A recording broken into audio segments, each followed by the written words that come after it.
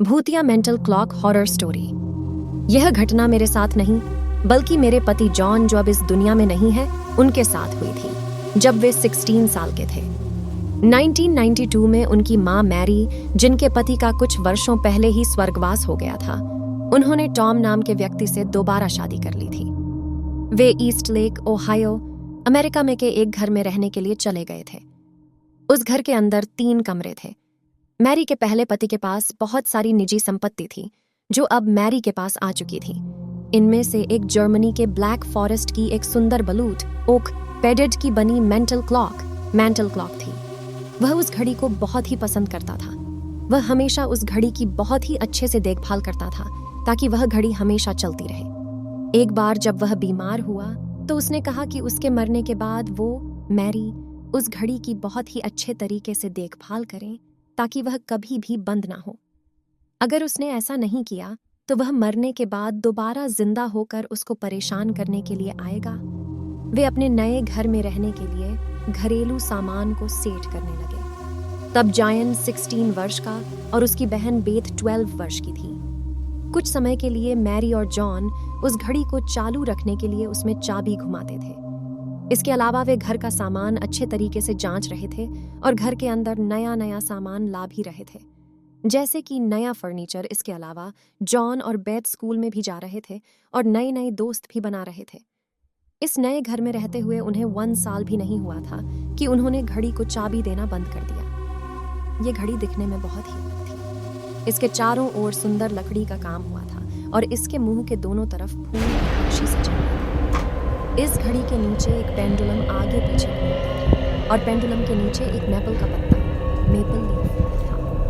एक दिन जब वे लोग खाना खा रहे थे तब वह घड़ी जोर से बजने लगी, जबकि उसको चाबी भी नहीं मिली। उन्हें लगा कि यह बस एक संयोग है। ऐसा समझकर उन्होंने इसे बात को नजरअंदाज कर दिया, लेकिन फिर भी वह घड़ी हर बार एक ही समय पर बजती रही। फिर इस बात का पता लगाने के लिए जॉन और टॉम ने इसकी जांच करनी शुरू की कि कहीं इसमें कुछ सिस्टम,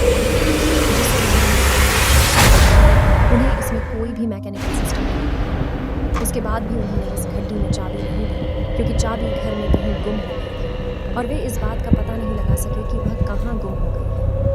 अभी भी उनके पास कुछ ऐसे बक्से बचे हुए थे जिन्हें पैक नहीं किया था क्योंकि उन्हें रखने के लिए उन्हें कोई अच्छी जगह नहीं मिल रही थी। घड़ी पूरे दिन बंद रही।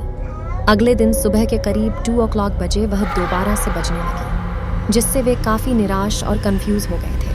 उन्हें लगा कि इस घड़ी को हम अलमारी के एक बक्से के अंदर रख देते हैं जिससे यह घड़ी बजना बंद हो जाए, लेकिन फिर भी यह घड़ी हर 1 घंटे में एक ही समय बजती रही। मैरी इससे काफी परेशान होने लगी थी। उसने सोचा कि यह उसके मरे हुए पति चक का भूत होगा, क्योंकि उसने कहा था कि अगर उन्होंने इस घड़ी का अच्छे से देखभाल नहीं करा तो वह उन्हें परेशान करने के लिए दोबारा आएगा। जॉन ने इस बात को बेतुका माना। जॉन ने इस बात पर विश्वास नहीं किया कि कोई चीज भूतिया भी हो सकती है। उसके बाद उन्होंने उस घड़ी का पेंडुलम निकालकर उसे अलमारी के अंदर एक बॉक्स में रख दिया। उन्हें लगा कि अब घड़ी की परेशानी का हल हो गया है, लेकिन थोड़ी की देर बाद दोबारा वह घड़ी बजने लगी थी। उन्हें इस बात पर विश्वास नहीं हुआ। फिर जॉन ने उस घड़ी को अलमारी के उस बक्से में से बाहर निकाला, यह देखने के लिए कि हमने तो उस घड़ी के पेंडुलम को हटा दिया था, फिर भी वह घड़ी टिक टिक कैसे कर रही है। पर जिस भाग के ऊपर पेंडुलम लगाया हुआ था वह आगे पीछे टिक टिक कर रहा था। फिर जॉन ने उन सभी लोगों को भी ऐसा होते हुए दिखाया। मैरी अब बहुत ही दुखी हो चुकी थी। अब मैरी इस घटना को बर्दाश्त नहीं कर पा रही थी। उस घड़ी ने उसे दुखी करना शुरू कर दिया था क्योंकि वह उसे उसके पति चक की याद दिलाती थी। साथ में इस बात ने भी सबको निराश कर दिया था कि यह घड़ी सच में भूतिया है। फिर उन सभी लोगों ने निर्णय किया कि हमें इस घड़ी को बेच देना चाहिए। लगभग 1 सप्ताह के अंदर ही उन्होंने इस घड़ी को बेच दिया। जॉन और मैरी मुझे बताते थे कि उन्हें इस बात पर आश्चर्य होता है कि वह घड़ी उनके घर से जाने के बाद भी अभी भी उसी तरह बजती रहती है। क्या जैसे उनके घर में बजा करती थी, या फिर इसके जाने के साथ ही चक भी चला गया। उन सभी को विश्वास था कि वह घड़ी एक